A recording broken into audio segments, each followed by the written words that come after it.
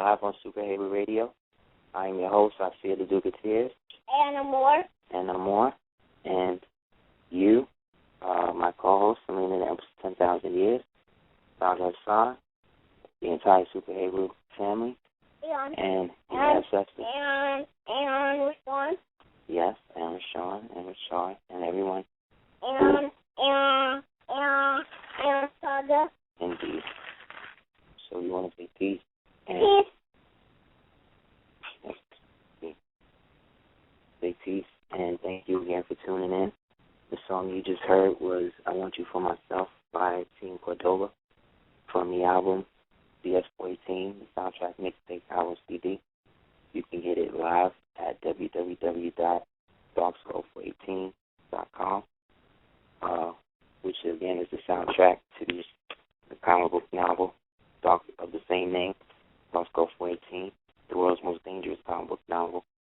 It's a great read, even if you're not into what mainstream people call comics. You'll definitely enjoy the subject matter because you know how we do.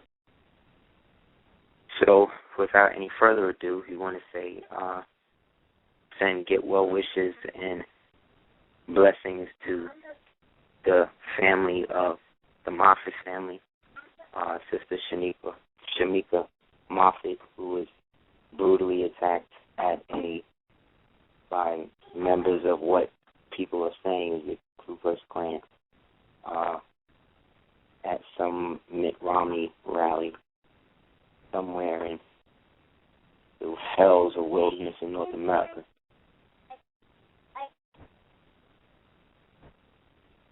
Wills of helliness of North America. And we also want to condemn any violence committed by people, especially in any political substrata or subsystem that is going on, and that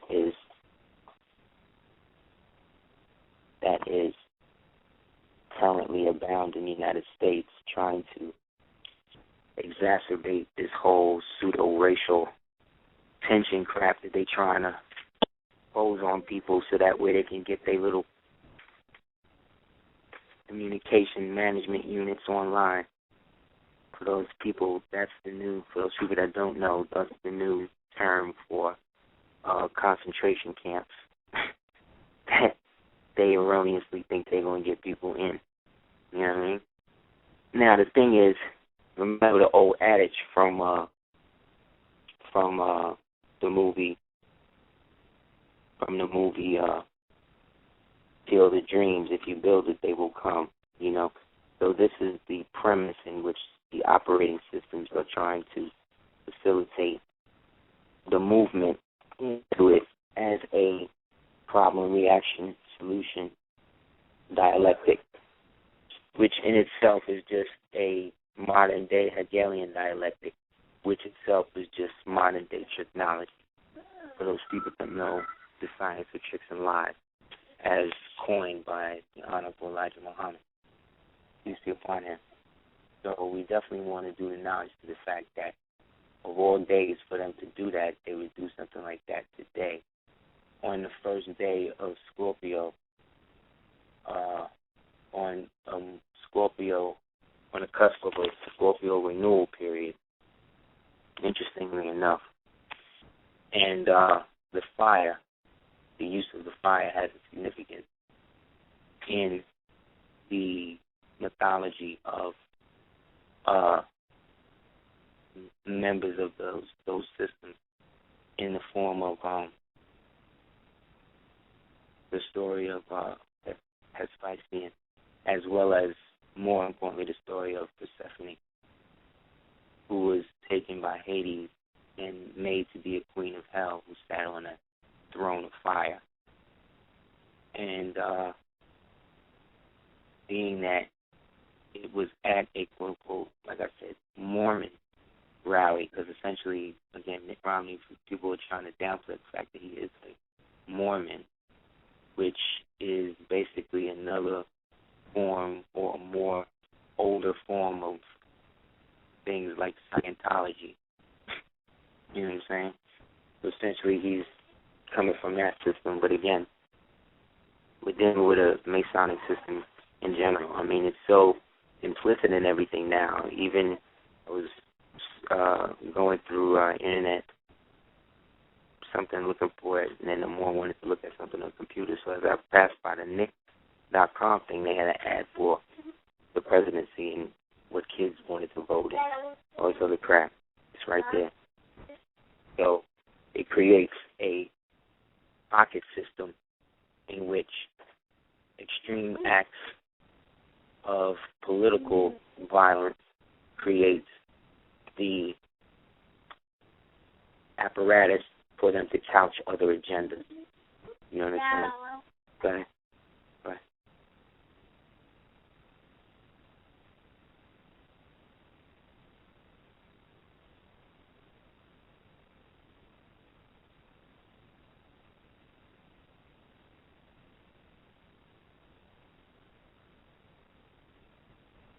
So being that is such a heavy thing to deal with, I mean, I know the sister, I'm quite sure that the sister that this happened to was not aware of all of these political things as she that morning put on her Obama shirt, you know what I'm saying? But just look at where the whole image of this person has come to at this stage in not only his presidency, but in this stage in terms of the public perception.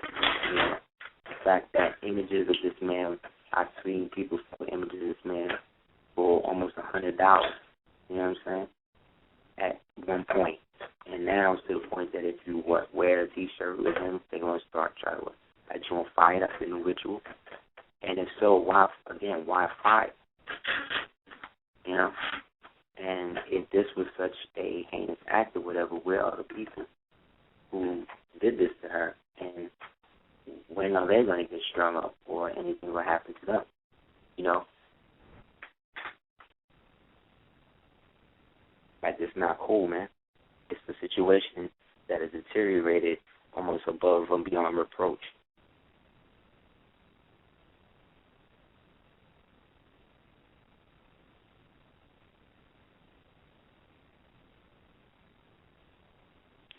It's become a entirely different system, or they're trying to make it into an entirely different system.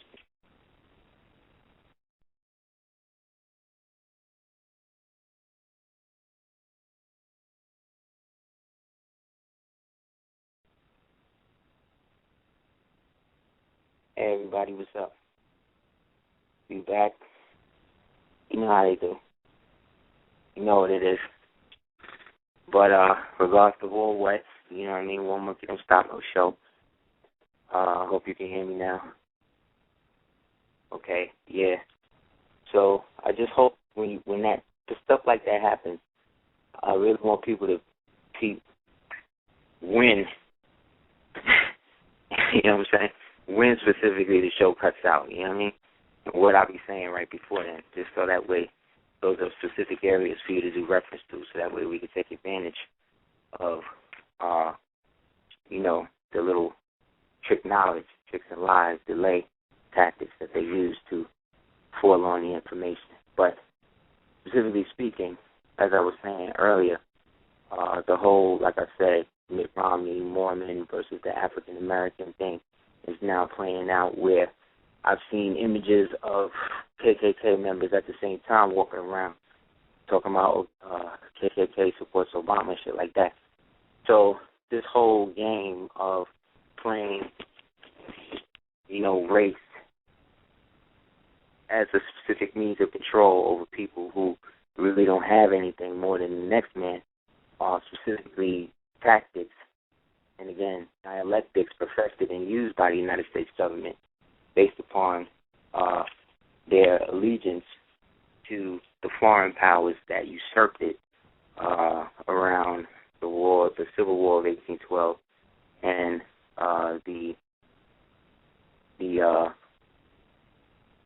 expatriation of them as quote-unquote immigrants from a place that now referred to as Europe or London, which did not come into existence until the late 1800s. Therefore, anybody coming from Europe or a specific time was coming from a Europe that doesn't exist.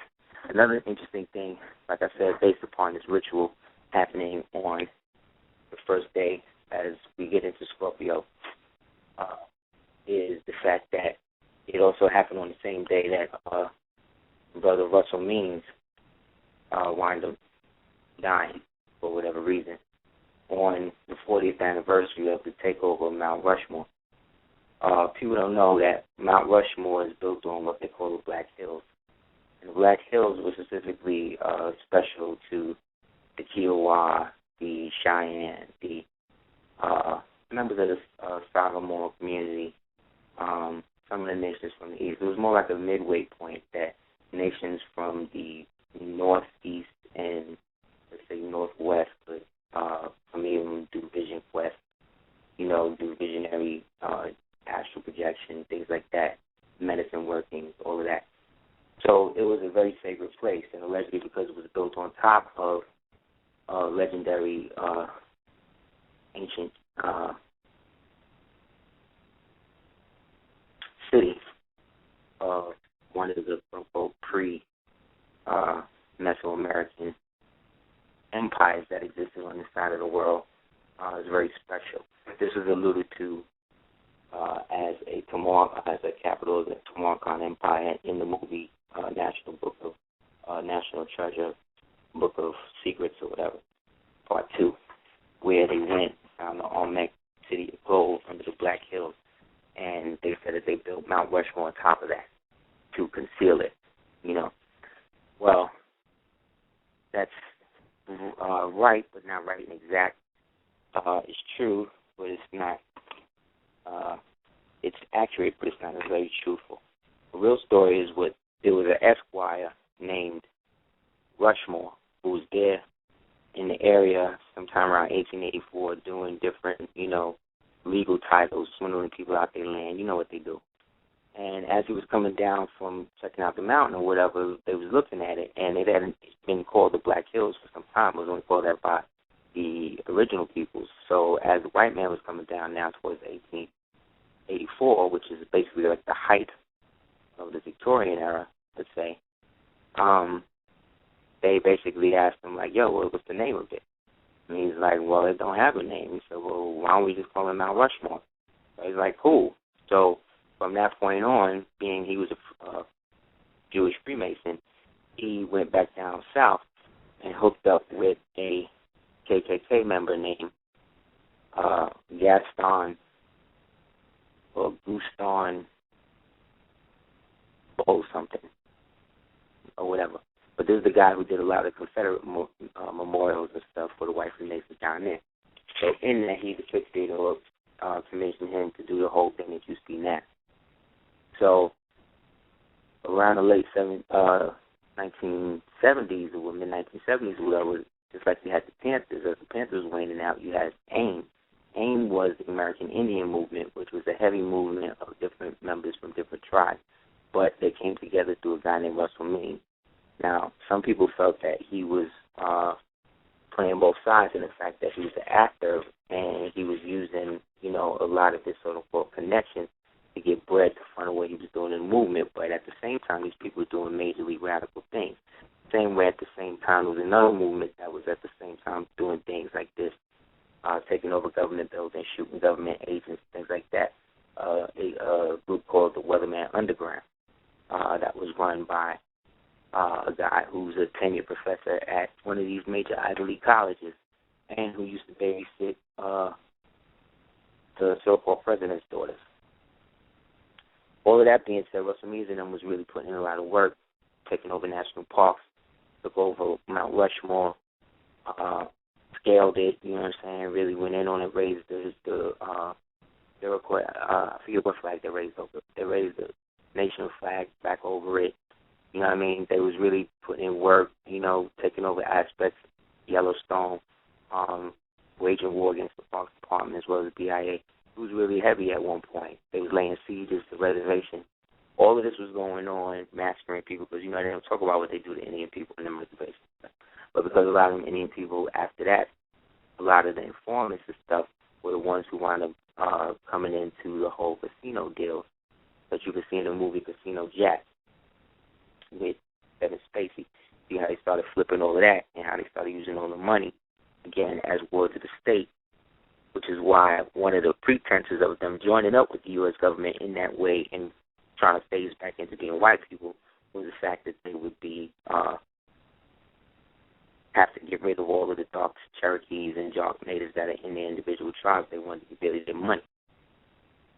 And so because a lot of them agreed to do that, people like Russell Means and them wasn't with that. Lakota and them wasn't with that. They got to Lakota, who, constantly is going at the United States for trying to force them to use U.S. passports and stuff. But see, what it is, the United States really don't want to have no other individual nation exist inside of its own borders, because that looks very territorially unsound. Because in terms of that, and as foreign nations, they have the right as a nation to deal with foreign powers outside of the United States. So if they want to make a deal with Russia or whatever, they can do that. And that then becomes a threat to national security. You know what I'm saying? So one of the main reasons why they never wanted no individual nations to really pop up like that was due to these instances. People don't know that at one point at the time, right after they formed Utah, there was a movement of autochthonous, native, and indigenous individuals selected from different nations, tribes, and bands to get original American state called Sequoia that would predominantly be run, I guess, Cherokee-wise the same way or whatever, and that would be basically a totally Native American or whatever state. You know what I mean? It was going to call it Sequoia after the founder of the Sautegie Cherokee language, because up until him, he never wrote nothing down in terms of how we spoke in language. We just did, and drew pictures. You know what I'm saying? That wasn't really our thing. Whereas other nations were more literal in that sense, like some of the Lenape or the Narragansett or Nanticoke. They was very litigious in terms of how they dealt with, writing and shit like that. But predominantly as a cultural institution, this would have been something founded in that they saw within that period would be an obstacle that they would probably have to deal with, because this is like right after. It was like right after the Civil War. So, the Civil War. So this would have kind of been hard for them to really get over. So they ixnayed that, and from that point on, started to do things like I said, to institute the redesignation and the rezoning of people as 14th Amendment citizens into literary classes based on color.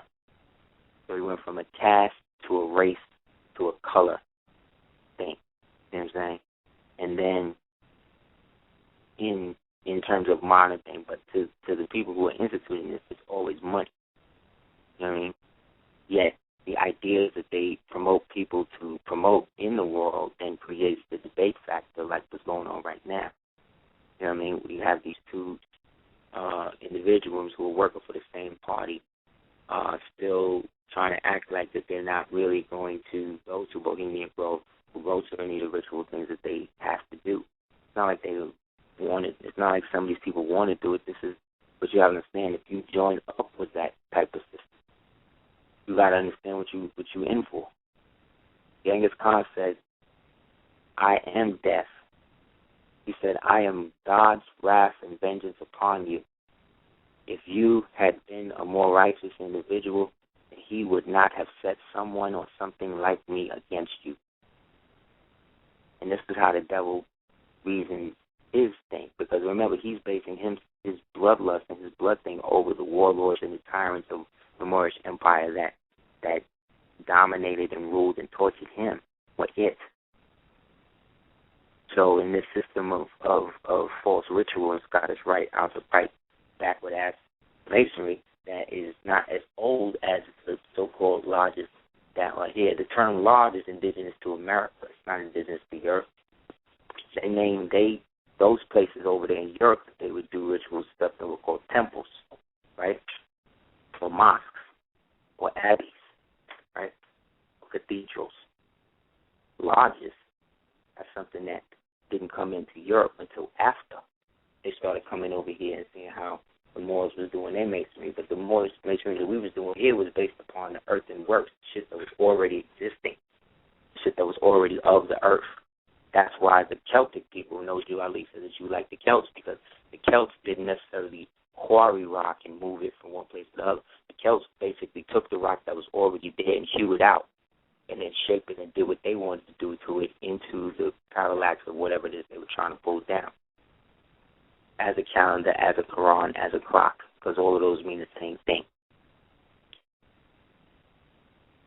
So when we're talking about the purity of the events of what happened to the Queen, you got to look at it that as the sun shifts from leaving the harmony and the love aspect that wants to come through for Libra, now we come into Scorpio's fixed water.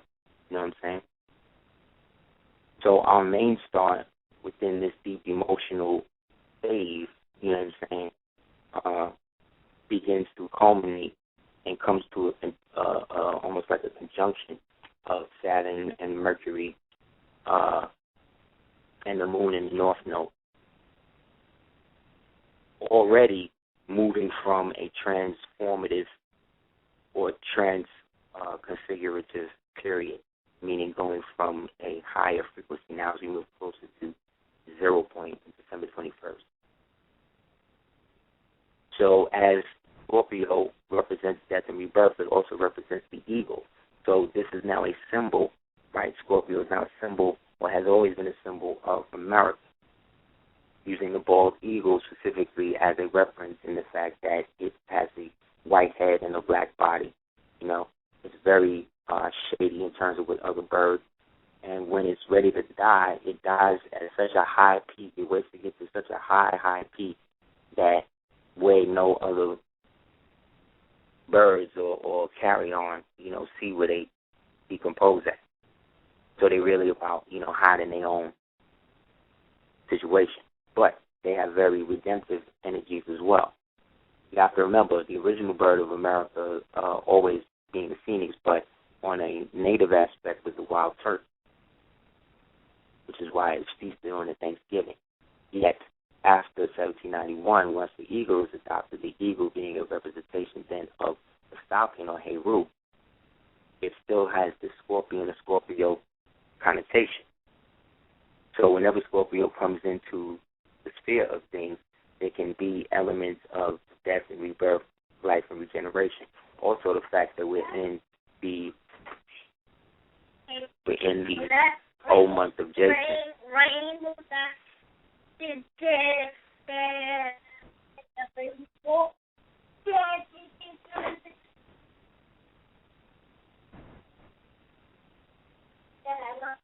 Yeah, 10 more minutes. So specifically, it becomes no, you already did that today. Already did that. Go and watch your thing because you're about to go to bed. Go. So it becomes, like I said, this whole, you know, redistribution of energy. No, we're not taking all of those. I'm going to give you some.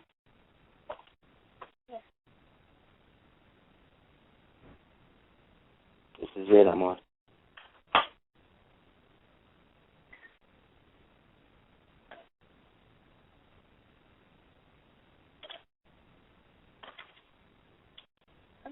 That's it. Yes. No.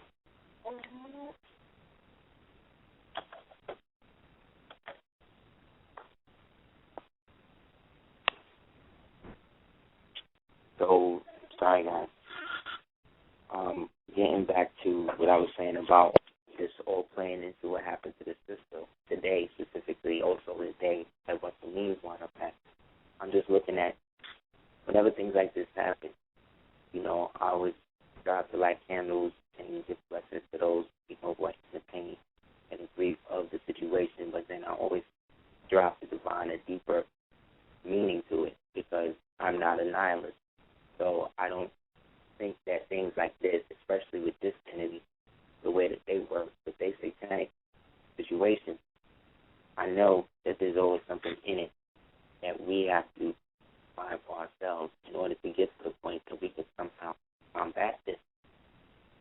have to commentate on it, you know. So in that, this period, you know what I mean, in this whole situation is reminiscent to the Greek, like I said, tragedy or story, or when I say Greek, let's not say that, the Etruscan or Minoan story of Demeter, you know what I'm saying, which represents the time in which everything is going into hibernation as we go into the winter period, you know what I mean, which represents Demeter's descent into Hades, you know, the underworld. But the interesting thing is she's played as, in the story, she's basically played as a kidnapped victim, Persephone, and that her, you know, Hades, who's the son, decides he needs her so much that he basically brings her down. And so once she's brought down into the mire of hell, basically, this basically represented the time in which the natural world would mourn her passing in the form of the wilted leaves and the changing of the colors, you know what I'm saying, representing the seasonal quickening that is basically giving the dead energy of that carbon-14, of that Ozarian star energy into the seeds or whatever new seeds will then come into bloom once we pass the Jason period, you see.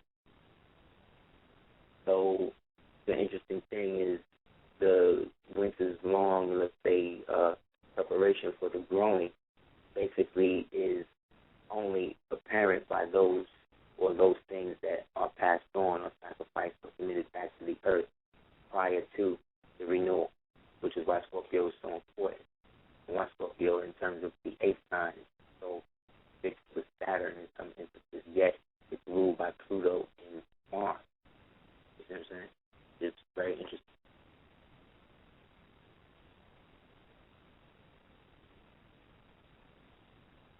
So what this also represents is that there's always signs around us to let us know that the things that we think are going right aren't, and the things that we think are,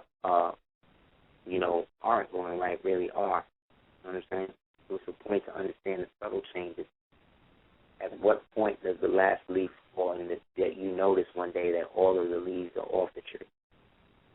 But they've been falling since they started growing. You know what I'm saying?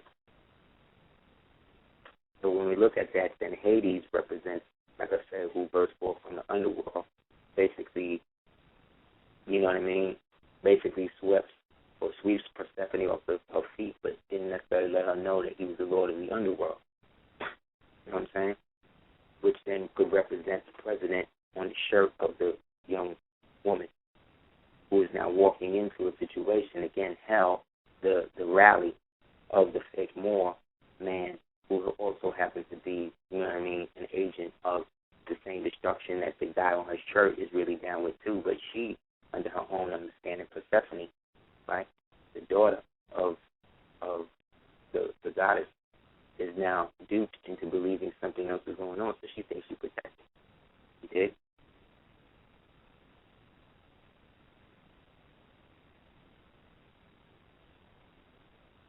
But what happens, essentially, is that the mother of Demeter would have to wait until the spring to basically the daughter, and then the deal was worked out that she would spend half the time above ground, half the time under.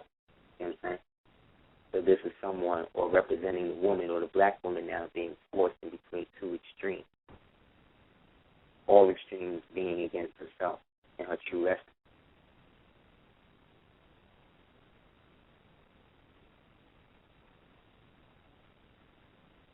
You know, that's the wild thing about all of those types of stories or these Moorish myths that are passed down and how they take different shape and how they actually play out an allegory and how these people basically base living situations around them to harness the energy of whatever it is they're doing, for whatever it is they're doing. Essentially, you know what I mean, it was time for Persephone, in a sense, to shed her whole life, you know what I mean? And it was her mother, who is Demeter, who, in a sense, couldn't let go. So I'm not saying that this plays out for this woman and her family in that way. What I'm saying is that true mother, you know what I mean, of this whole situation is the original black woman in her conscious, unified self, you know. And all of the daughters that are out here now are products of mothers who were never wives. So there was a whole aspect of their mother experience that was not necessarily given or passed down in a traditional way due to the absence of the man for whatever reason. You know what I'm saying?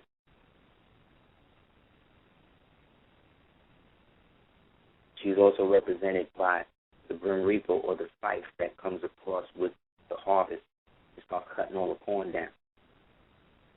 In a sense, she in a sense, sacrificed herself,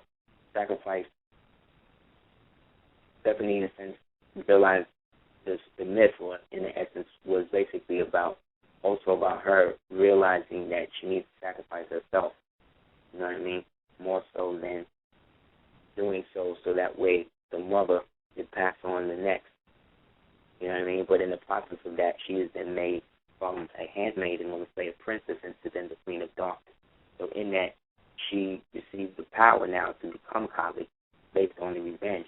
So that can be another aspect of them doing this to this young sister. Them trying to bring forth some Kali Yuga revenge type of energy. So remember I said they're trying to always prop this race war off on everybody, make people caught up in this genetic shit. Because that's what the wars in the future is basically going to be fought on. A lot of the genetic warfare. Because it's going to be the people who find out that they're original humans and the people who find out they're not. Just like what's going on now. So the transformative element of fire, you see what I'm saying, transforms now this sacrifice, who is this queen, who is this black woman, who is oblivious to what is happening to her. Now she's being put into this situation and then being coupled and now transformed by fire into now whatever she is in her astral self because she survived. You understand? That's how ill a black woman is. She survived. Because you can't kill God. So at the same time I'm seeing that, I'm seeing another clip somebody sent me where they had a little woman, a little baby, a toddler or whatever, who cries crystals. But when she cries, her tears come out as crystals. So if you get the book Beyond the Indigo Children, you'll read a passage in which it talks about that the crystal children, which is my children now and the children that are being born right now, are basically the ones who are the super psychic ones, the super psychic potential ones who are here to undo it because they have all the toxins, they've transmuted all of the toxins through us and through this system to the point that they're gaining consciousness earlier in the womb, earlier in utero, earlier in cellular generation to outwit the prenatal socialization that they already preconceived they have to go through now just to incarnate it. It used to be you just have to go through the pain of physical birth and then go through life. Now, before you even get here, they're using specific spherical and abdominal reaches to go in and do shit to you in the womb to do shit. That's why I have for these in vitro fertilization of babies. What you have to also understand is that when you give up your egg and he gives up his sperm and you put it in this woman, they act like that none of this woman's genetics is getting into this baby. You don't know who this woman is, and you don't know what hormones they have to give to this woman to hold your seed and his seed in that way. So therefore, the same way you have a preservative that exists around certain food to keep it from spoiling is the same way that you have a preservative that becomes around the egg. That is then part or becomes part of the genetical structure of the embryonic sac of whatever is growing in there. So whatever they put in there, whatever type of chip, whatever type of whatever it is, this is not science fiction. This is not conspiracy. This is what they are doing and have been doing since 1921. This is what the whole reason why they brought all the Nazis over here.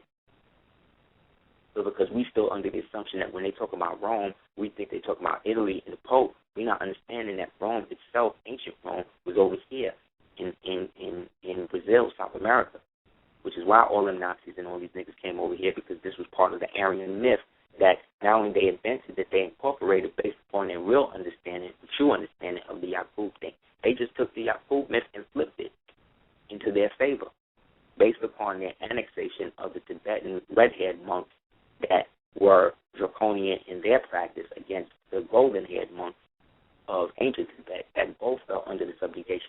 Chinese in 1955.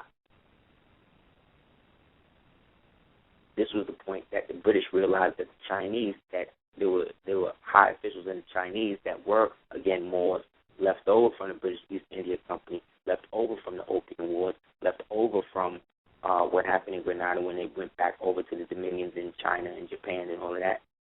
And these classes were the Bushido class, the fighting tongs, the lotus temples, all of these ancient Qiang-based. And then when that's in China, but then when you go back to now Japan, ain't none older over there than Shinto. Shintoism is older than Buddhism, but nobody talk about Shinto because, again, all of the gods in Shinto black. All of the gods in Shinto is dealing with gods who mingled and came from the West, us. So all of this regenerative energy that comes in the Scorpion visage is amplified now by the fact that now Persephone, or the ritual of Persephone, is now put in context by these KKK people, again, Knights of the Ku Klux Klan, which are really Knights of Columbus, Knights of the Golden Circle, which are really Democrats. That's the other part you got to realize. The Democrats, the people that they call Republicans, are not true Republicans. The people that call Democrats are not true Democrats. It's reversed. The original Democrats, again, were the people who came after the Denizens, whereas the original Republicans were the Moors of the old Republic. But due to, the war between the ancients and the moderns, which is really the war between the Moors of Islam and the Moors of the Order of Christ, which essentially was the same war between Rome and Carthage. These are the same people.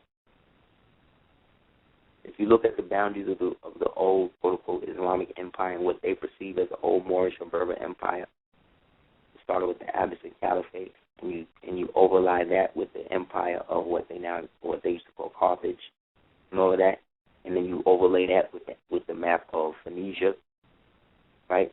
It's all the same place, right? But if you take the top of that map and you look at the top of what you look at today as South America, right, and look at the top portion of what you call, place where Carthage is, North Africa, is a striking resemblance. So when they talk about Africa, they talk about West Africa, they talk about America, right?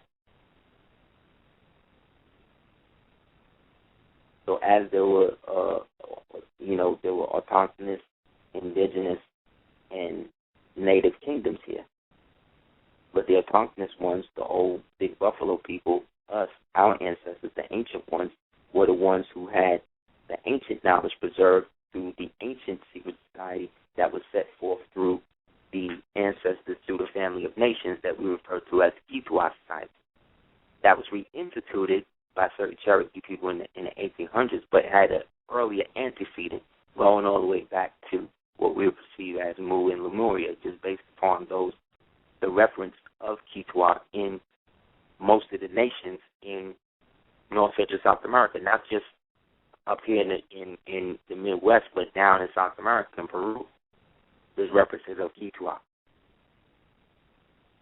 That was the ancient secret society, so splendid because these were the Moors that was dealing with the preserved knowledge that was already, that really was kept from those other people in Europa and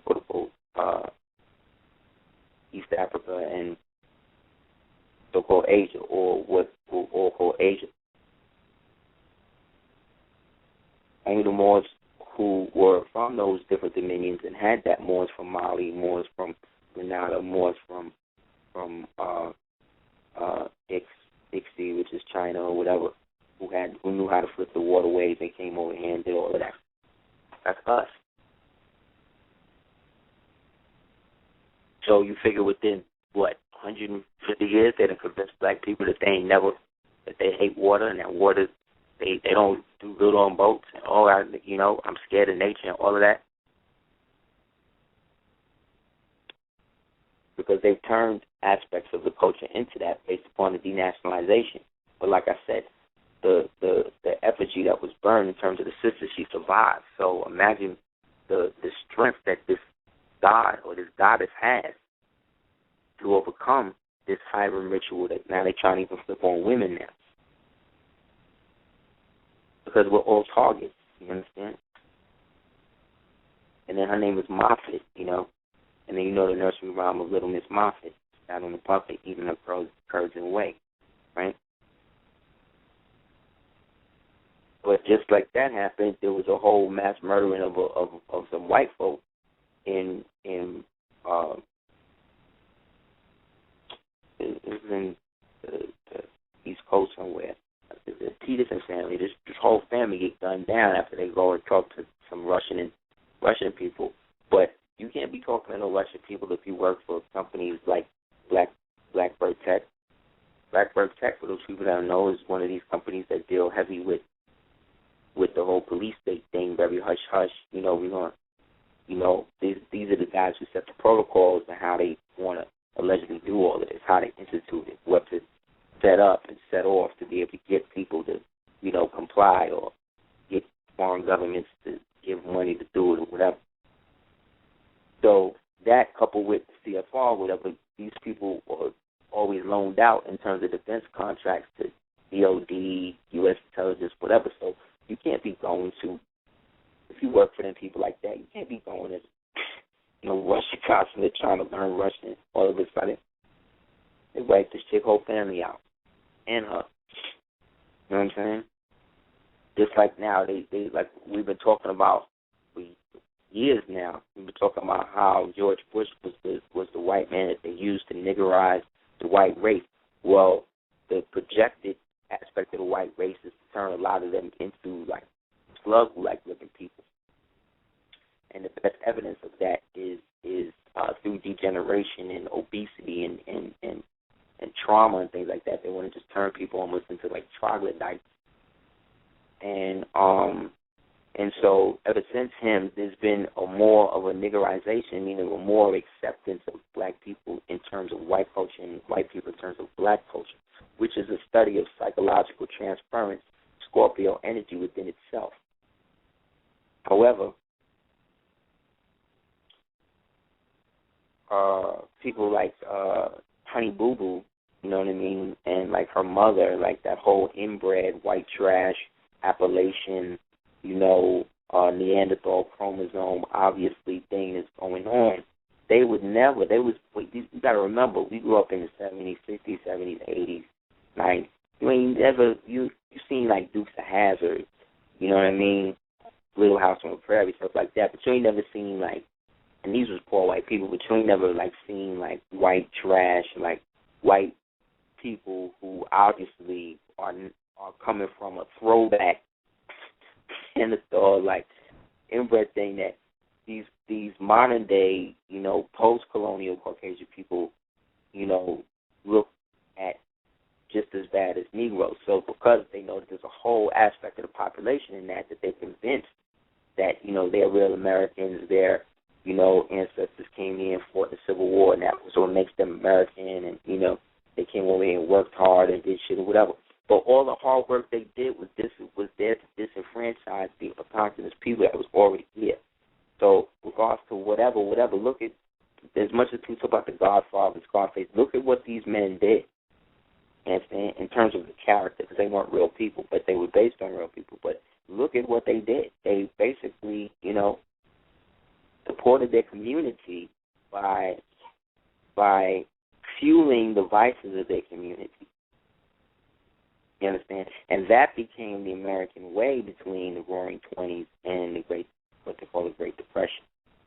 It became about exploiting men and women of their labor and stuff based upon the fact that the country had been signed over to the robber barons who had descended from these amalgamated empire of Franciscan, Freemason, Luciferians, right, who had inherited the whole thing from the Franciscan, Moorish, Holy Roman Empire, you know what I mean, and then inherited that from the decaying Franciscan Morisco Empire of, you know, Britain, France, or whatever, with Europa, which was really Albine, Gaul, and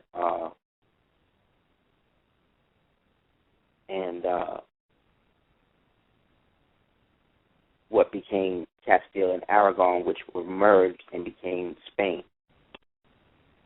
But Castilians and Aragonians were basically Moriscos who grew up under Moorish occupation. Remember, these people were there for over 800 years. But the thing is, this was a successive wave of people. They were just the latest group of Moors to come in and do what they did. You understand? Because these were certain areas. These places were areas in which the wild Germanians were let loose to create a semblance of society for themselves. And there were certain kings, and part of the priesthood and part of the kingship or pharaohship or whatever were those of us who understood that and knew how to administer the... No, that's good. No, that's it. You have 5 more minutes. So we're going to finish watching.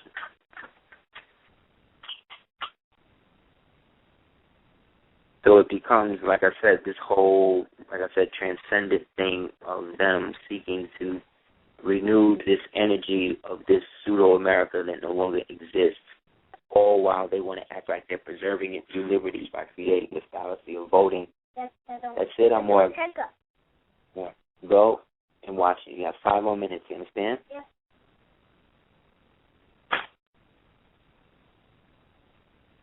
So it, like I said, becomes almost like a trap almost. And so there are a lot of white folk that's trying to escape. You understand? A lot of white folk that's giving up guns and stuff, not to stop you, but to stop other white folk from trying to kill them. Because a lot of white folk got black babies and shit now. Remember? A lot of white folk listen to hip-hop and grew up, you know what I mean, getting laughed at and all of that. You know what I mean? Now these same white folk is making millions of dollars in the music industry around niggas and shit all day, having black babies and all of that, thinking that they still in the cause. You understand? But when it goes down, it's not about any of that. It's about who's human and who's not. Humans, right? Original humans, right? Made in the image of the Creator, the ones who were born with souls. Those individuals are going to be gifted with the breath of sight to be able to discern who is who and be able to have the capacity to know what to do once that's discovered.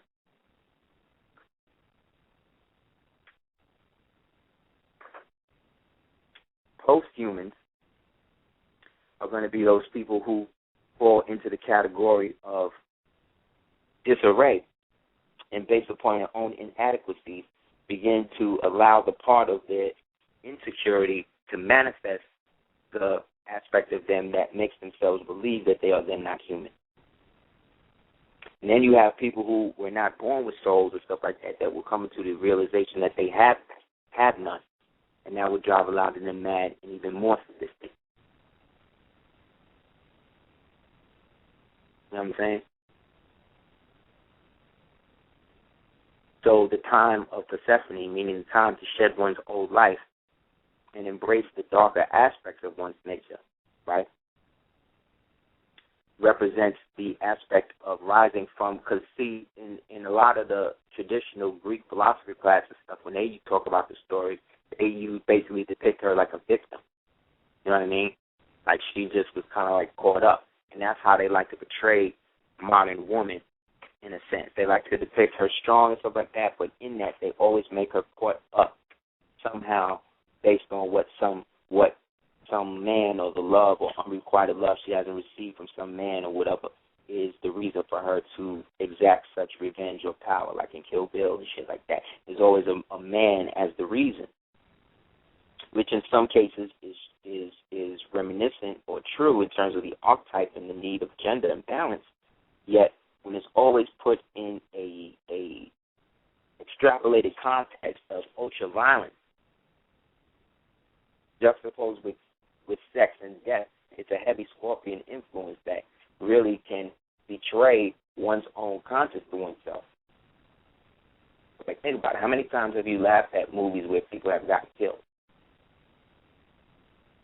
Like somebody got their head blown off, but the way they did was mad funny, and you laughed at shit. in heavy purist Christian circles, that's considered a sin. That's like you pulling the trigger yourself. That's like being committed to the murder. You know what I'm saying? But it's how you look at it and how deep you're willing to go in the dogma and the ideology, and that's how people get caught up. So, like I said, in the ritual burning of this, in the passing of Russell means by whatever means it happened, and the fact that it happened on the same day is very deep, and it should not be overlooked in a sense. So what you should also look for is some sort of big celebrity thing. You should also look for some sort of reunion or some type of coming together of people who are not supposed to be together. Like a Romeo and Juliet, Capulet, Montague type thing.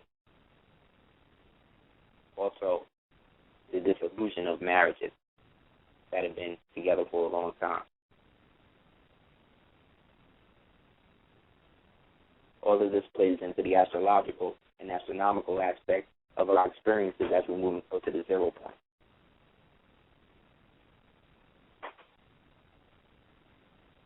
So, as we are also, like I said, in the old month or the 0 month of Jason,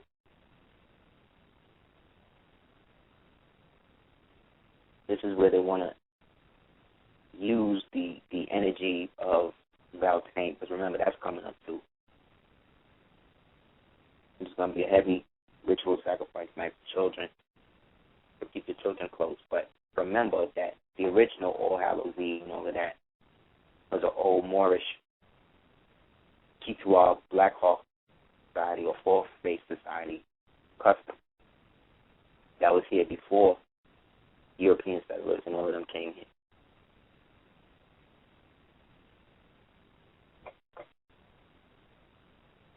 Way before, actually.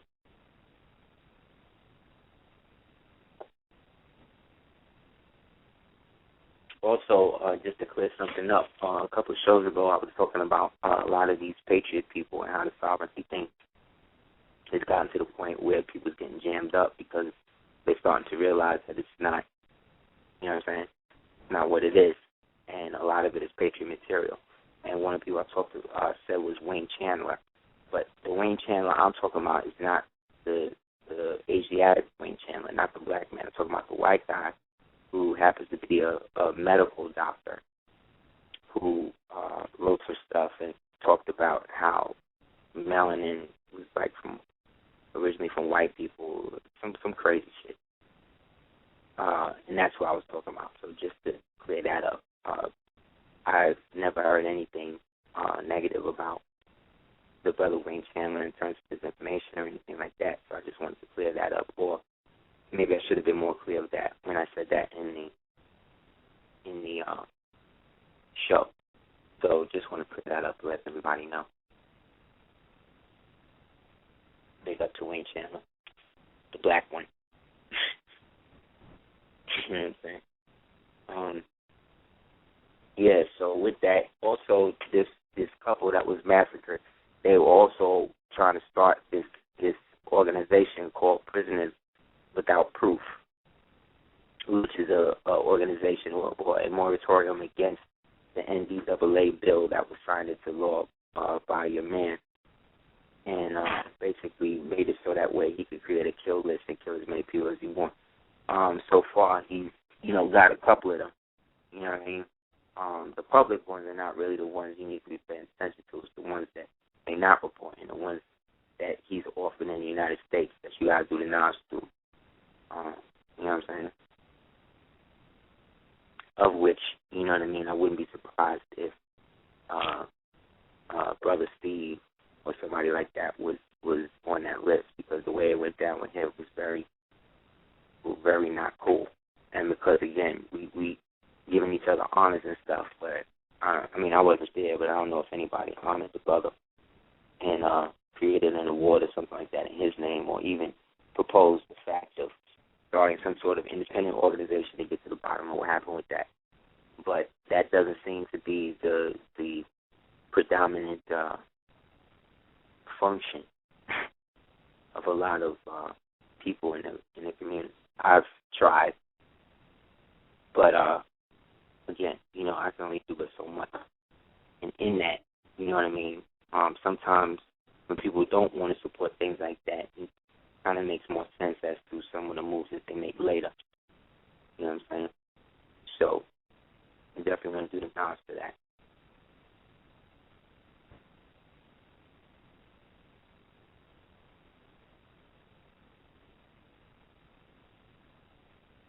You know what I mean?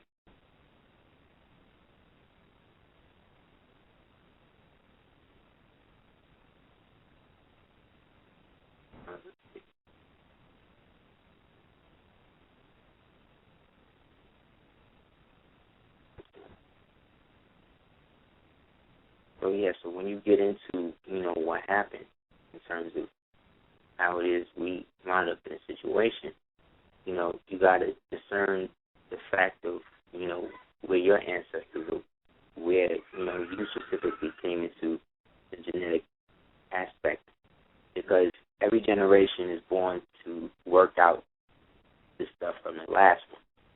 Yet what they want to do with this generation is pass on an aspect of perpetual debt, right? But that whole debt system, all of that stuff was basically the blackmail or ransom system that was left over from the old Moorish Empire. Now, this does not mean that the Moorish Empire, as brutal as it was beautiful, and you wouldn't have half of the knowledge that you have if it were not for your illustrious Moorish ancestors from both sides of the world. You understand? Again, I'm using more as a term to represent melanated people. You know what I mean? I know the intricacies. I told you have 5 more minutes. It's over, so you gotta finish watching it. Don't come out here until I come in. Yeah? So, we have to understand that, based on that, we were the first nation or real nation in history to have our actual legacy not only stolen from us, but purposely discarded and disfigured and chopped up and given to other nations in the world that now have flags and act like they're real nations when they come here, and they act like they're better than you and me. You understand? But that attitude was an attitude that was fostered and unfortunately created by aspects of our aristocracy over across the water as they got jealous based upon all their citizens trying to come and hook up with us.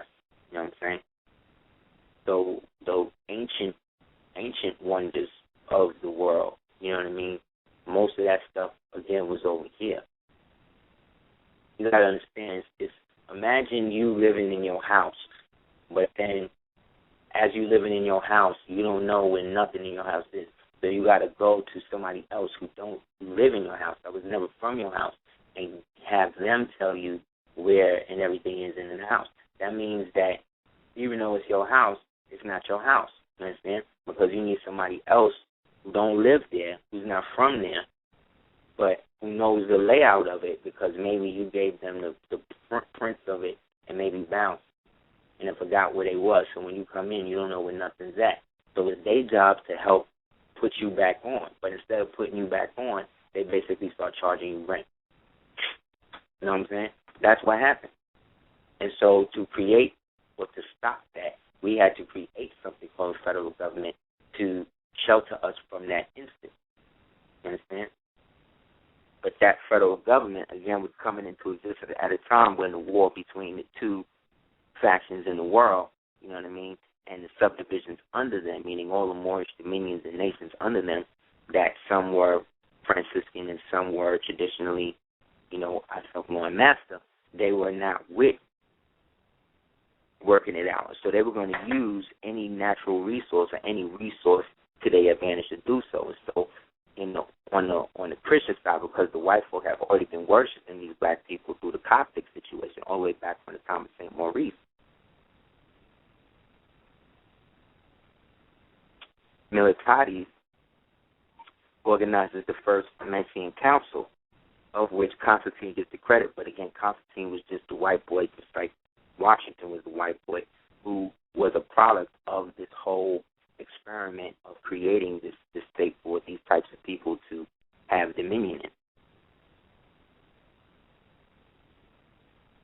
But even he, really in real life, was like a, lighter, like I'll be sure, like Christopher Williams type thing, you know what I'm saying? Like, if we really want to be, if we get phenotypically where the people was at, you know what I mean? So, once it was decided that he could be human, you see, by having a God that could now be created in its own image, it would have to have a place to foster that, and that became a cathode system of which they were going to be regulated. And so Rome, essentially, was the place or aspect of the Moorish Empire or dominion that was put in contact or used the Germanic aspect or wild Germanic aspect of all of the quote-unquote Slavs and stuff like that to put in service to find the best of that and then breed them with, Moorish women to, again, create this whole new type of class or non-aberrant man, in a sense, grafting the original man back into himself, which, again, takes 600 years, according to the Honorable Elijah Muhammad. So this, what we refer to as, again, the Holy Roman Empire, you know what I'm saying, is just one aspect of Rome. Because remember, they told you that they split Rome in two, right? They said that they split it down in the middle, where it was the Eastern Empire and the Western Empire, right? But they make you think that the Western Empire is Italy and the Eastern Empire is Istanbul. Yes, that's right, but that's not necessarily correct. That represented the aspects of the Roman Empire, let's say in Eastern, that fell from the traditional Islamists to the Mamluks, i.e. the Turks, who had taken it away from the Coptic Abyssinians who ruled over Pelagia, which became now known as Byzantine. But again, those people there, that the vicinity of them within the Caucasus, lets you know that these were the remnants of the people who from ancient times were put in those areas around the Caucasus to keep those people locked up and to monitor which ones of them would be able enough to breed into civilization. So in that, there was the Holy Roman Empire of the 5th century B.C., there was the Roman Republic, 44 B.C., and then there was the Holy Roman Empire of 962 B.C. to 1806 A.D. So which one is it?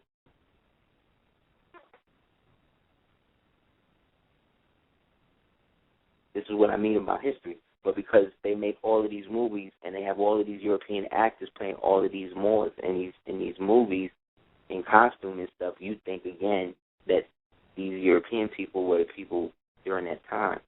No, this is the remnants of them now portraying themselves in our stead and showing their rise into creating their empire.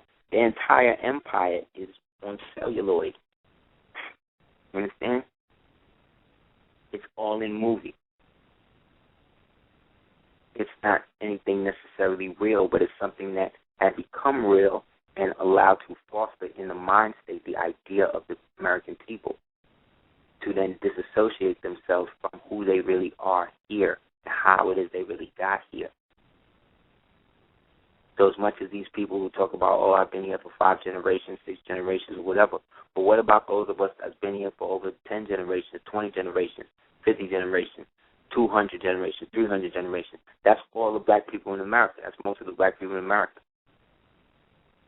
Because after the Civil War, everybody that was down south went up north.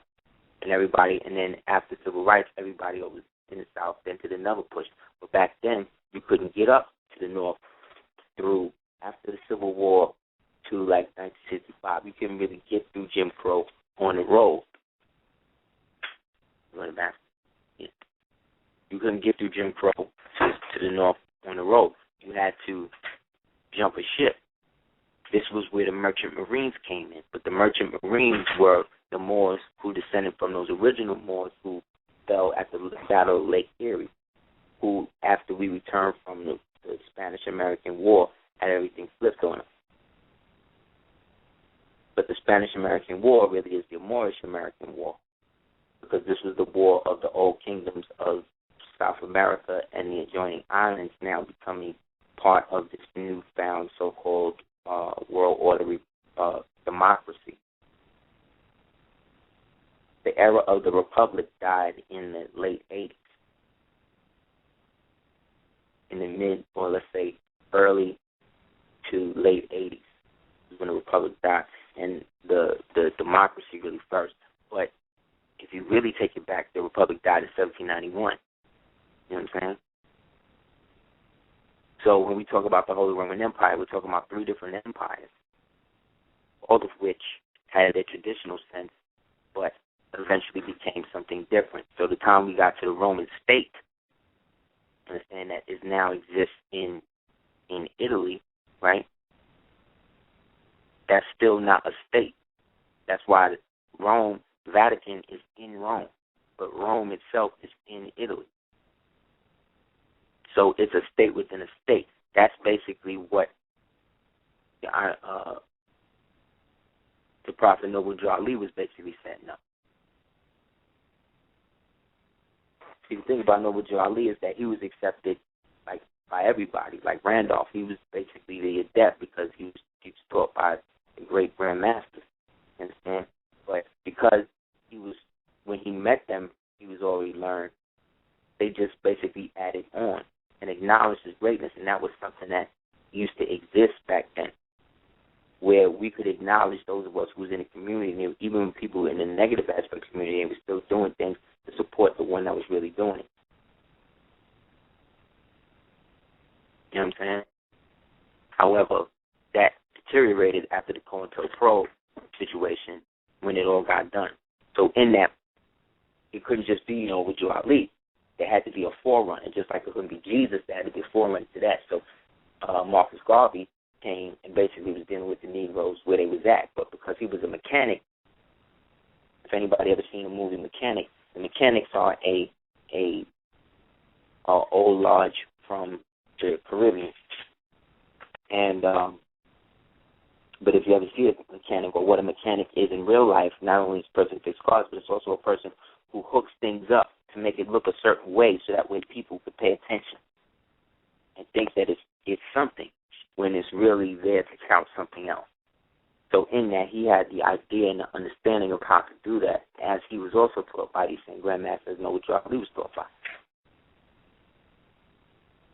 So when we really look at it, we're looking at the cooperative effort of learned, scholastic, spiritual people who were so powerful that they had to set up things, in a sense, in a precursor to each other, as not to alert so much attention to those so-called Freemasons who were sworn to give it back, but then also sworn to keep it away. You know what I mean?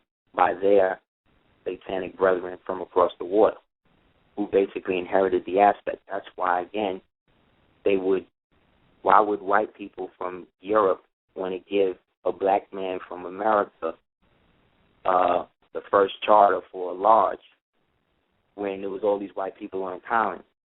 When at the time of the so-called revolution, all that, George was actually releasing taxes on people. He was actually trying to make shit better. That's what also made me feel he was a black man.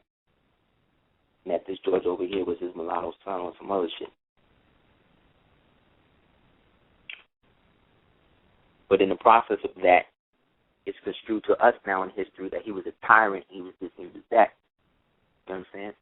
But when you look at the records of what was going on, he was actually trying to get out of the tea business, trying to shut down the British East India Company because it was becoming its own thing. That became the arm of the so-called Jewish or Portuguese conquistador type of energy that started to breed and bring up these privateer Caucasians who are now dedicated to pillaging the remnants of the old Moorish Empire based upon what had been done to them ancestrally.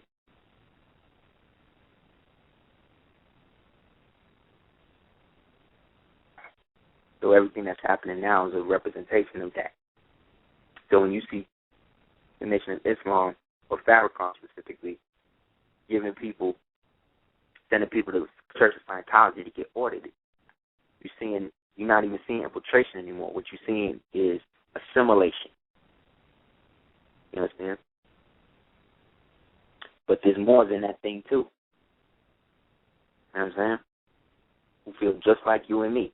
In every group, in every religion, in every order, there's somebody like you and me that see through all the bullshit and is getting the real message out of it all and is storing up the mental and spiritual ammunition to really do something about it.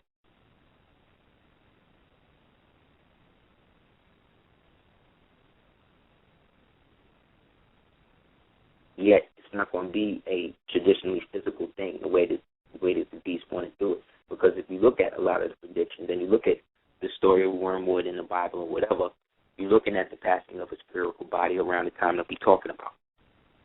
So you wake up December 21st and you see the second sun or what looks like another sun in the sky, then that is the absolute herald, if you will, of greater things to come, which is actually great because some people are seeing it now. I've seen it.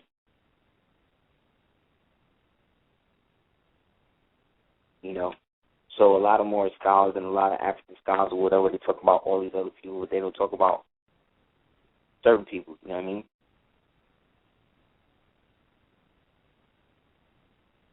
Like people, again, like C.M. Bay, who said that Egypt, the term implies the productive soil in the North American hemisphere, especially the United States of America and Canada. Upper and Lower Egypt, the United States of America and Canada, which is Upper and Lower Egypt. The white sons and daughters went to Egypt by the stroke of a pen. Interesting, right? The ancient Blue Nile and the White River. The Pacific Ocean is the ancient Blue Nile River, referred to as the Sea of the Rising Sun. The spring and winter temperatures. The Atlantic Ocean is the ancient White Nile River, referred to as the Sea of the Setting Sun. The fall and winter temperatures.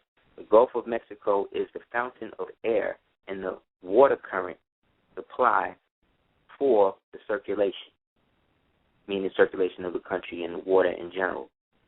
That it basically comes up in the Gulf and turns into a big pool and then goes back out. Thus, the knowledge of the 12 signs of the zodiac is often referred to as the fountain of youth, because such knowledge prevents one from growing old in the mind, therefore not growing old in the body, or enslaved to impractical traditions involving emotional, religious fear and superstition, referred to as drunk off wine. Wine symbolizes the false doctrine, and the water symbolizes humanity. This is why Jesus turned the water into wine. Due to knowledge to that. He had to turn the water, which was humanity, into a false doctrine, right? In order for humanity to see the purity in him or it, which is the essence of what the order of Christ and old orders of Moors like the Huguenots, the Albigensians, the Cathars, the Normans, these people was basically trying to bring forth in Europe. But by the time it got to Charlemagne and them at the Battle of Tours, it was agreed that both sides would basically let each other live, but the Moors wouldn't, the traditional Moors of that period wouldn't go any further. And so they went back to reinstitute themselves and fortify themselves back in the interior on both sides. Because to us, it was always no thing getting over here. But you had to be down with us to be able to even get to that point. So these Europeans had never seen. So when Cristobal Colon was sitting on the mountain watching the Moorish ships go back and forth or whatever, he had no idea where they was going. Because the sea at that time was called the Sea of Darkness. Because it was dominated by us through the international trade, based upon the fact that we were always mariners, those of us over here and over there. But when we talk about Carthage, we talk about the Moorish Empire, because we're talking about Phoenicia, we're talking about Canaan, we're talking about, if we're talking about Carthage, then we're talking about Phoenicia. And if we talk about Phoenicia, then we're talking about Canaan. If we talk about Canaan, then we're talking about Moab. If we talk about Moab, then we're talking about Manasseh, you see what I'm saying, and the lost tribes and all of that. So by the time of what we perceive as the Barbary wars between the Barbary powers, that went all the way up until the late to World War II. You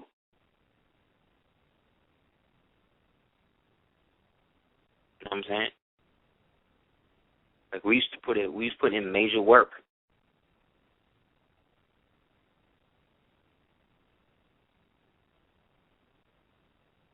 We fell to Europe in the East in 1912. You know what I'm saying?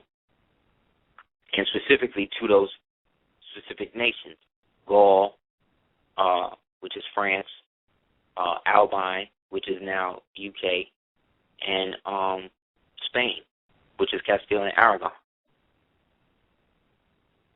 which were all Moorish empires, and Portugal. You put Portugal in it too. All Morisco empire, Moorish empires that were now becoming Morisco. Because now they were changing their identity. They were now being the Scorpion. They were the ones doing the stinging. They were the ones expelling the Moors. They couldn't kill them because that was their parents. These are the people they grew up under. They weren't savage in that sense. They was doing things like jousting against each other and all of that. So once they fell, a lot of those Moors decided that they were just going to come over here to the dominions that they already was in league with in South America. But because the Portuguese Empire, when Joseph moves the empire to Brazil, you see what I'm saying, that then became the whole switch in that, in which Rome then went into its Brazilian stage. And that became a place of the great mixing, which again produced more of what we call the Jacobean human bouquet.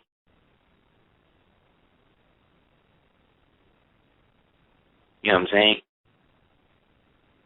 So in that, our flag or our people fell in that league between Spain, France, and Britain with the end of Britain. And in a sense, we didn't gain full independence of it until 1946 and 1956. And in that same year is when the United States had to create the freehold by inheritance, Truth A1 document that would allow us to be recognized in our original capacity, but at the same time trying to relinquish the jurisdiction of those Moors that were cut off from our consuls that was already over here. Because after 1956, what they're not telling us is that we all became consuls, because we all became remnants of the empire that had been forcibly and against international law done away with. You can't forcibly deny a nation of people, but they did. And they created different laws and different maps and things like that to reflect that. And they created schools and things like that to reflect that. And they killed anybody else that was not with that whole new program. And then those of us that was with the new real thing had to somehow adapt into it. So some of us who were originally of the Grand Master type or whatever decided to become Masons or go into the Franciscan or Roman system to allow themselves at least a respite to be able to hopefully pass on the real knowledge to their people, to their offspring. So by the time 1956, 1957 come around, civil rights now has come up and it's just basically swept up everybody into this whole new thing about becoming equal with the same, basically you downgraded by becoming equal with people who were foreign to this nation. Therefore, they did not, you or we did not then have to suffer or were now put in a position where we could not claim the original things that we had already set forth. But what they didn't know was that CMB had already filed something in 1952, 5 years before it actually went down, that actually secured it. So that way when they tried to get it, it was already still in effect. So you see why nobody talk about him? You see what I'm saying? A lot of other Europeans were also involved in the whole colonization of America, a.k.a. West Africa, a.k.a. Sheikh Maxim, a.k.a. Turtle Island, the land of the frogs. You know what I'm saying?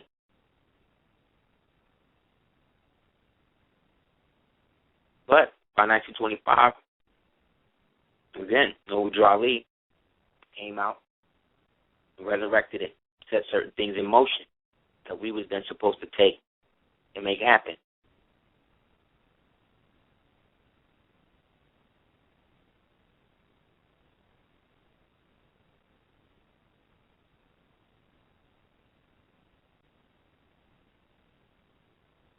And so it became, like I said, a free-for-all, man. And it was just bugging. It was like anything went down. The last pirate, they made a movie about him in which Sean Connery played him. It's called The Wind and the Lion. And it was about Muley Ahmed Bey, a.k.a. Rasuli of Tangiers, a.k.a. the last Barbary pirate, the last of the old Moorish Barbary pirates. He was a Grand Master, Freemason, acknowledged in every lodge in Europe and all of that, because his ancestors, again, he descended from the last Moorish emperor, and the last Moorish emperor, El Rabi Pasha, was related to him through blood, which is why he was so great, which is why they called him the Black Panther, which is interesting because the Black Panther of Morocco died in 1956, but then in 1965, the Black Panthers was basically coming out, you know what I'm saying? Or was starting to come into existence in terms of the ideology and what people wanted to see in terms of the change. So what Kennedy essentially was trying to do with the $2 bill was basically reinstitute the Republican currency. That's why he had to go. Because that currency, that $2 currency, would be backed by gold and silver, platinum, uranium, and all the natural resources of the United States. It was allegedly supposed to be redeemable and all of those such. Because he was a Catholic, but he was also Yorkite. And because he liked to have sex with black women, you know what I'm saying, he was really in. But what he didn't know is that Hoover and them had already hooked Norma Jean up to be the one to seduce him, essentially, because that's the other side of the game. They don't tell you that they use these celebrities for. You see it in the movie Taken One, where they take different little kids or women, white women specifically, and put them into slavery and put them into sex houses and sex dens and stuff, or put them into elite sex den things. That's the quote-unquote Illuminati run, in which they pay for, like, different performers or whatever to come out and do what they say shows. You know what I mean? Like when Beyonce got in trouble or Naomi Campbell got in trouble for taking the diamonds from her warlord brother in South Africa, killed all them black people, as well as when Beyonce performed for that sheik, for that fake sheik out there. I forgot what country it was who killed over like 10,000 people, some crazy shit. And then they was coming at her like she should get back the money. But that's not all they do. You know what I mean? Some of the aspects of what they got to do is sexual and all of that, like what they did with George Bush's daughters, which is why they were so relentlessly trying to kill Uday and Qusay, who allegedly was tossing them up. Because a lot of these people, again, some of the foreign policy or foreign diplomacy, some of that is sexual in nature as well, in which they create honeypots for people, or they have sexual congresses where after the deal they go to whatever sexual ritual place and, all have sex together to seal it in, But this is how the quote-unquote elite has, when it's become decadent, has always run. When you was doing it, now they doing it. Now, this don't excuse the quote-unquote slave trade that started in the late 1800s in terms of those imprisoned Africans that was being shipped over here, put into the Bronx Zoo, like that black pygmy went over there. They got a black pygmy and brought him over, put him in a zoo, called him a monkey nigger or a nigger monkey or whatever, and had people coming over him all over the world. I think it was in 1908 or something like that, all to help perpetuate the whole birth of America, birth of a nation ideology in which white people were the real Americans and all this really crap.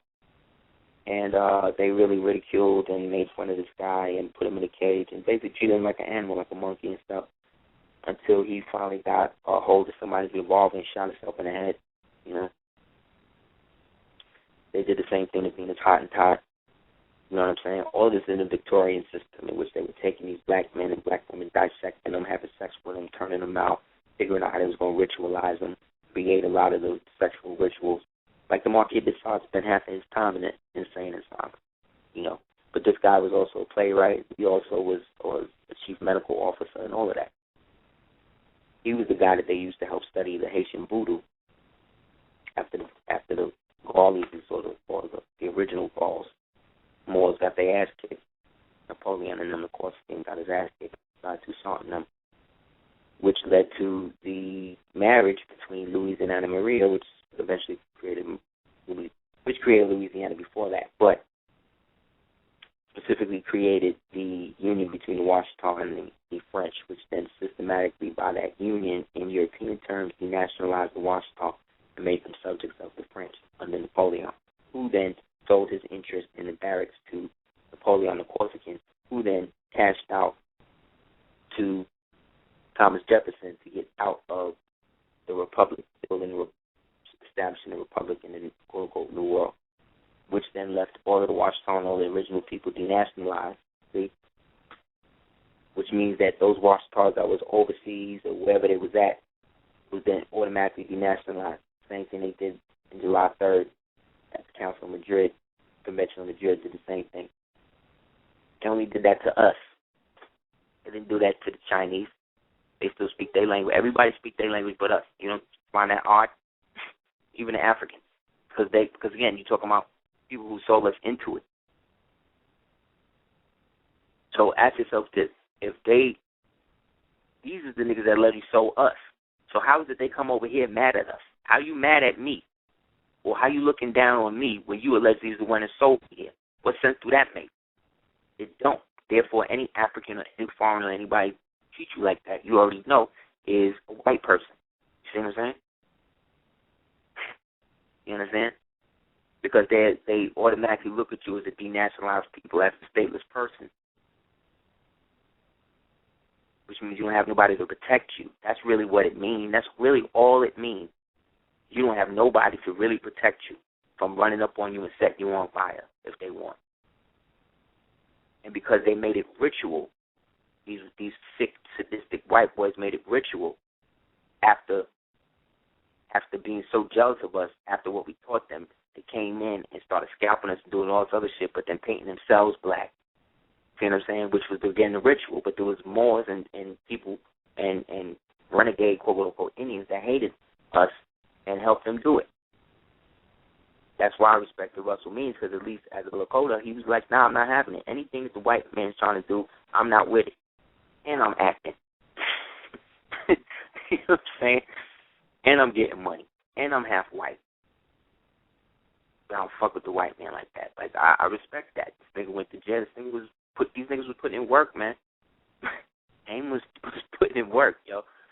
You know what I'm saying? You fuck what you heard. You know what I mean? Same way Move was putting in work, where they had to send in the F-16s in to bomb the whole block. Ain't nobody still talking about that.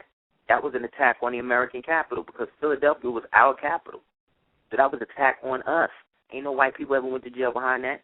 Ain't no white man ever went to jail behind selling crack, and they came out and told you that they created that to retard you. But what they not telling you is that the people who are making the highest test scores and the people that's going the farthest in school are people who come from crack babies. Are people who were either crack babies or coming out of being crack babies, specifically being black. So again, anything that they giving us, we transmute into some other shit, but it shouldn't have to be that way to this point, man. We got to get to the point we have something consolidated that we can stand behind. And that's not asking too much. So that way we can have a formal way of dealing with the treasonous aspects that have been put in our community by members of our community. I mean, what's the difference? I mean, if niggas is debating, that's what these niggas are doing right now. These Republican, Democrat niggas, that's what they're doing right now. They've been debating for how long? Again, what has come from it? At least they're going to get somebody that they're going to act like is the president. But they know he ain't the real president. This nigga know he not the real president of the United States. He know that. But he don't care. You understand? And that's what I'm trying to really get to the bottom of, too. A lot of us just don't give a damn. A lot of niggas just don't care. So you can't act like you got to be out here trying to save everybody and trying to put everybody on the shit. This has nothing to do with them. This has to do with what you are here to do and what your ancestors, whatever, put you here to do. Whatever reason, whatever you feel about niggas, whatever, you here. You here. You here. You was incarnated here. And even if you're not from here, right, the fact that you can identify with what's happening to the original man and woman here means that you was probably from here. Even if your family ain't, even if things ain't, whatever.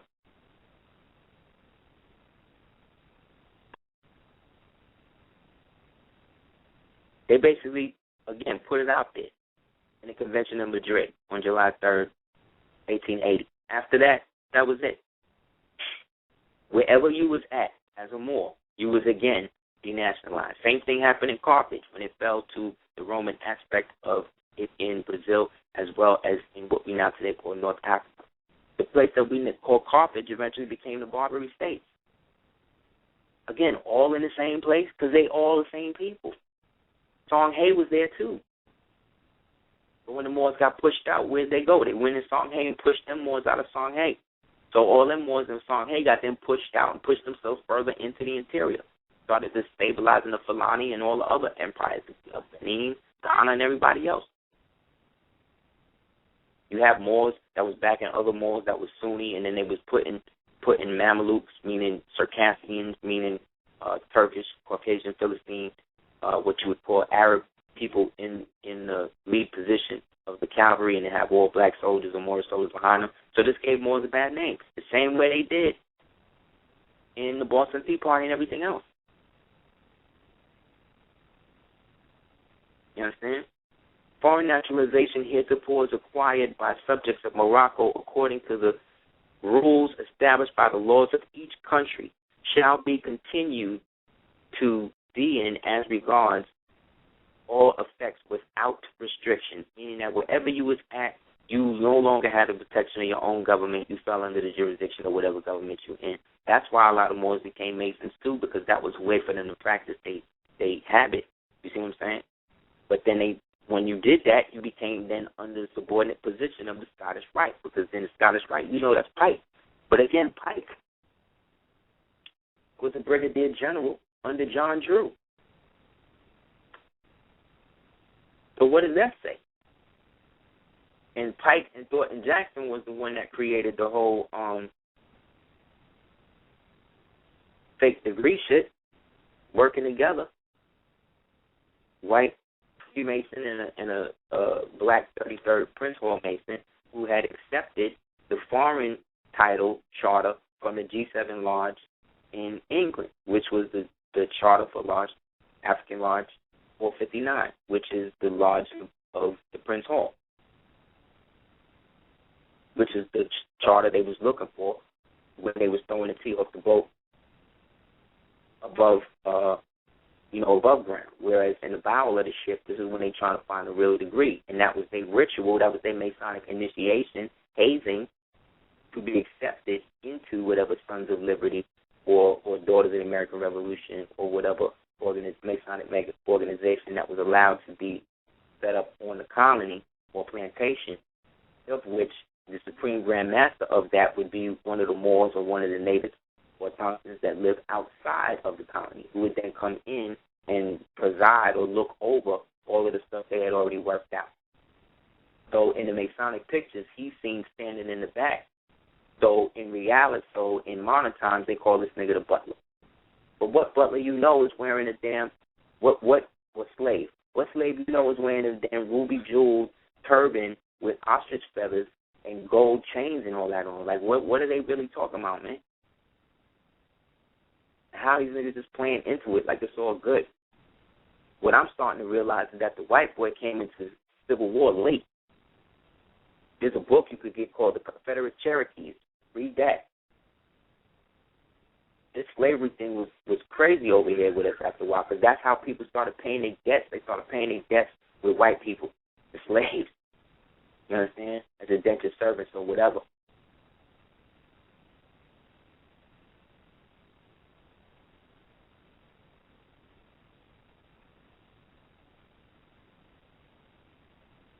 It's real, man. And they not really doing it now. to how real it is. They looking at it from the perspective like it's something else going on, and all it is what it's always been. Niggas trying to get over and take what other niggas got. You know? So if Carthage was only in Europe, then how come there's a Carthage, South Carolina? You know what I'm saying? So with that, you know what I'm saying?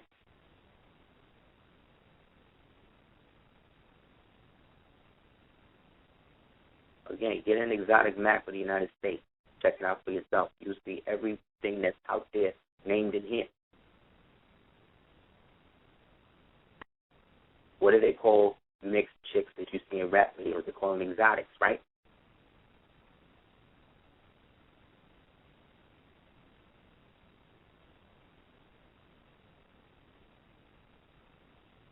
It's a traditional thing for us not to really pay attention to where it's all coming from. You know what I mean? And what we have to do, I think, is push through that and access the part of us that is duly recognizable in that.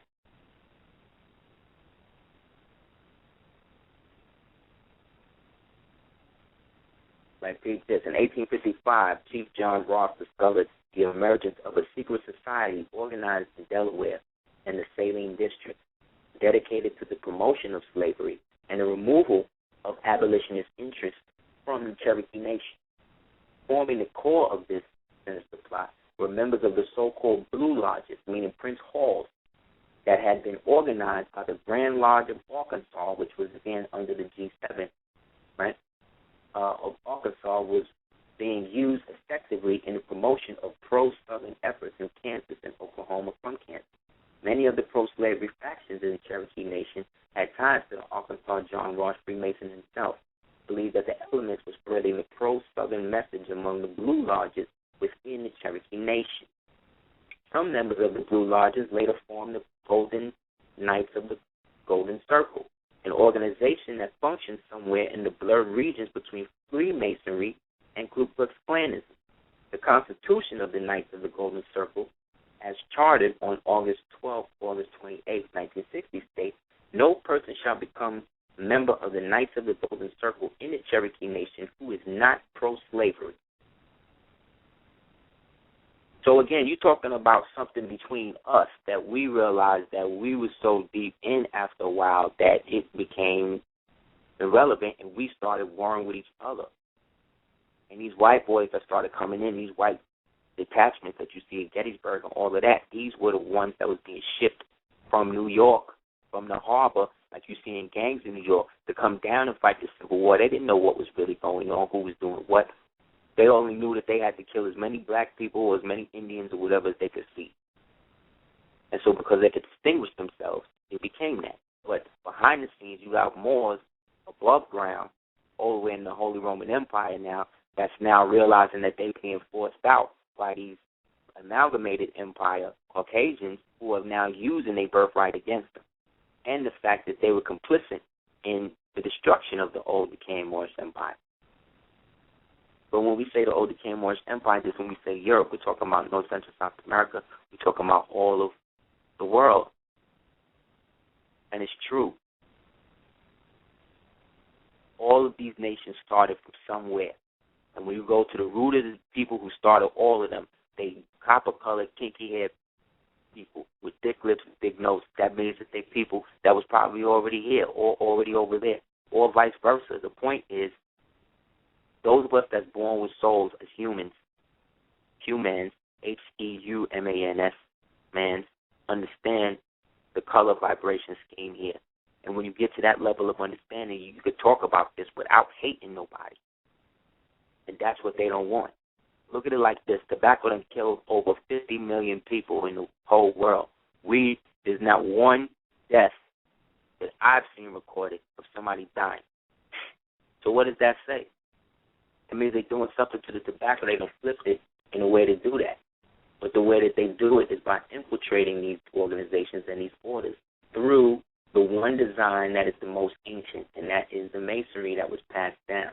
That they came over here, seen us rocking, and then decided to take it over there in Europe and then rock it like how they could rock it, but made it more draconian and made it more sterile in a sense based upon inferiority and superiority by degree.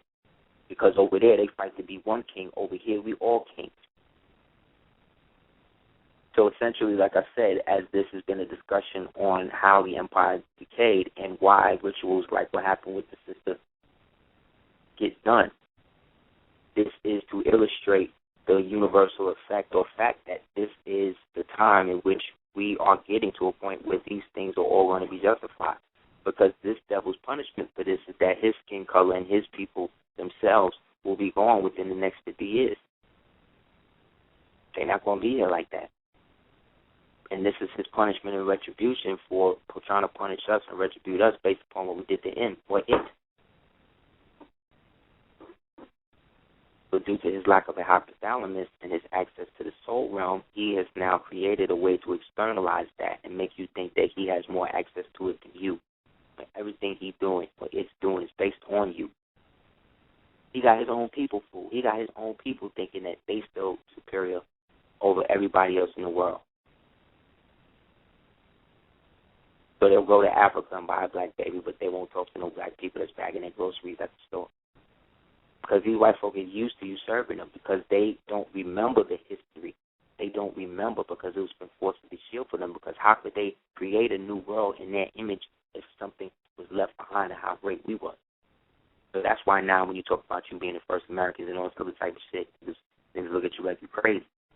This is why they created so many Afrocentric movements or whatever to get you to hate America, to get you to hate the ancient roots or aspects of America that you got here, but to only look at America from a historically slavery, Jim Crow, drugged-out gangster phase of America or rap. That's all they want you to think. They don't want you to think that you actually have a seat in the original Republic government, that all niggas really got to do if they really want to make it pop is put the $2 bill out and put money behind that.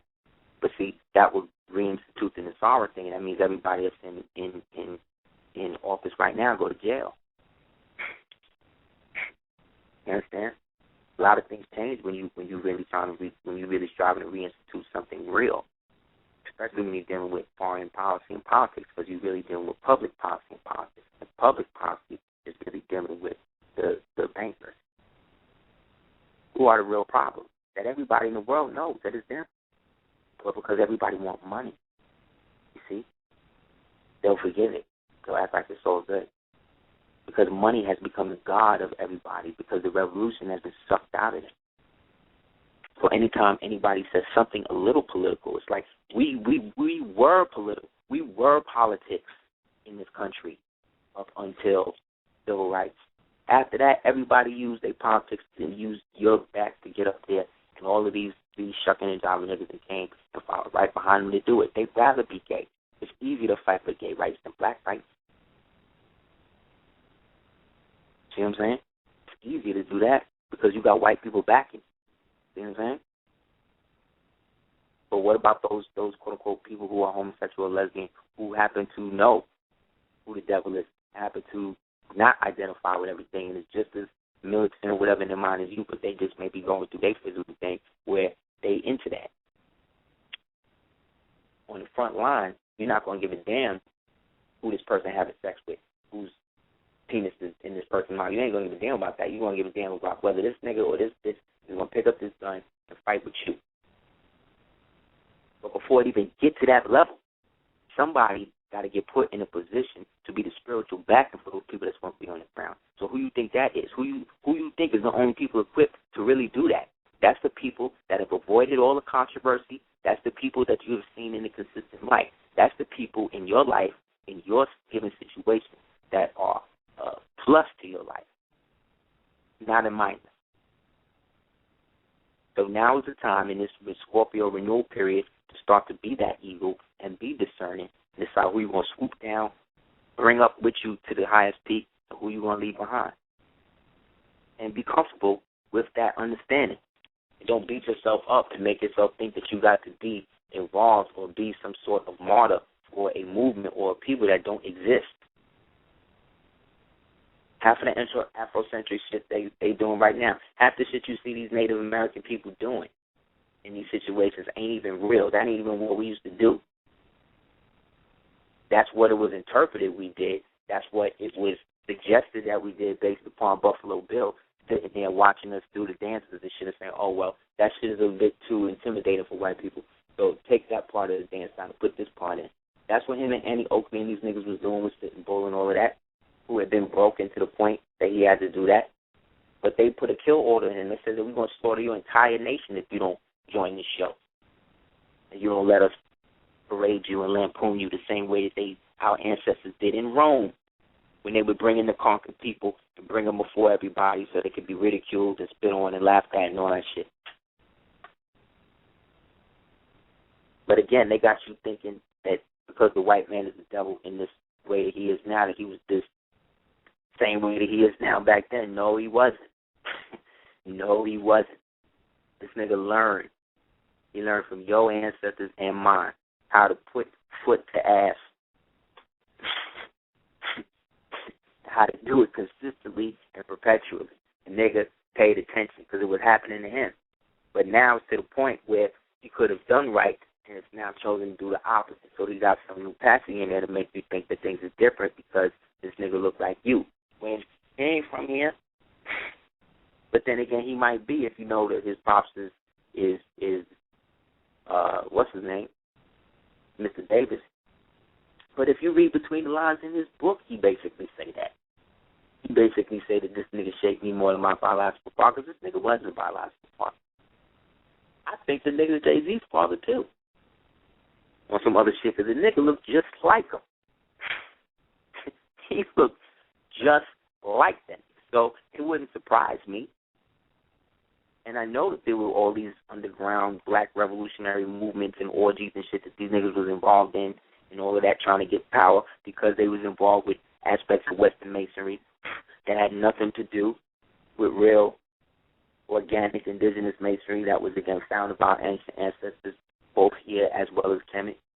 But in my view, old dynastic Kemet was actually the demise of the rebirth of the temple building and all of that on that side of the world, being that over here we had already basically done all the earthen mounds and all that. Because over here we used the stuff that was already made. We didn't necessarily quarry it and move it and all that. They don't even know how we cut the damn stone.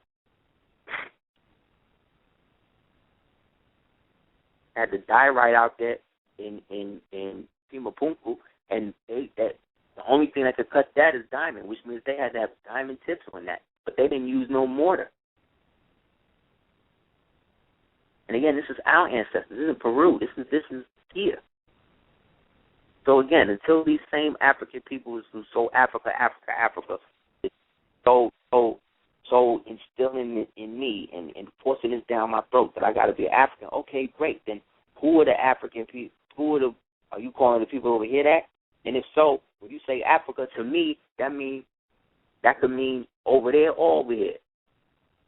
So in it, it's a word of art. It's not descriptive enough. It's not relative enough. It's not nationalistic enough to identify who and what I am. Neither is Moor.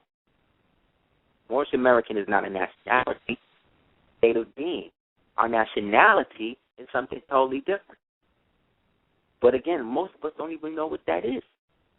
So again, when I be putting on these classes, I don't be doing this for my health or just to get bread. The bread that we get is to keep the class going so that way people can get it, so that way when we start dropping the real shit, what to actually do to implement, then maybe people do the knowledge. But I'm not going to say all that on Facebook. There's so much shit I can't talk about on Facebook or anything else. Or I won't. Just because I'll be damned if it's going to get taken out, bastardized, and regurgitated by some idiot who has no acumen or relative or rational thought or the spiritual inclination to relay the spiritual nuances as to how I do it and what I do in terms of putting it out. So anybody can sit there and regurgitate some shit that they see. But do you know it enough to see it and then be it? That's what we all striving to do. So for those people interested in that, classes and things like that, you can holler at me directly at houseofel@hotmail.com. You could also hit me up at, you could also go to www.thedarkskull418, www.darkschool418.com to check out the novel. We got a book list up there that's really good. Also, go to www.aseertheducateers.com. Got a lot of good DVDs, information, books, things like that. Also, check out Cooking More with Less, www.cookingmorewithless.com, www.blackmamaworkouts.com. Also, again, check out Team Cordova, the soundtrack mixtape album. It's on iTunes right now. So check that out. It's me and the Queen. The song you heard in the beginning, it's called I Want You For Myself by us. So, yeah, guys, I really appreciate all the support, all the help, all the great well wishes, all the donations. If anybody wants to send a donation, you can send it to, go to PayPal, to do PayPal. Go to dukeoftears@gmail.com. That's DUKEOFTIERS @gmail.com. Greatly appreciate it. If you'd like to send anything through money order or anything else more direct, you can hit me up again at houseofel@hotmail.com. So with that, I say peace to you, love and light. Hope you guys enjoyed the show and some good references. I want to give condolences again out to the family of the sister, Ms. Shamika Moffitt, and send our prayers and send swift angels. You can envision violet angels coming to her aid, hugging her, bonding, giving nutrients to her skin. That would be great. Well wishes, donations, whatever you could send to her would be great. As well as if you could imagine Kali, again, Kali Yuga, coming in and banging on anybody who is connected to this thing, both in secret or in the open, and seek swift vengeance on them. Let's make that happen in the ether realm, especially right now or tonight, being that this is the midway point. So with that, let's be the dream warriors we know we are and actualize that in physical reality. I hope that you could join us for our class. Those people that don't know, like I said, the class is called The Key to Our Society, The Key to Our False Faith Society. All right. So The Key to Our False Faith Society, The Esoteric Wars with the Holy Roman Empire, and the Ancient American Faith Program. So it's definitely informative. Hopefully you guys can come through. All right? Peace.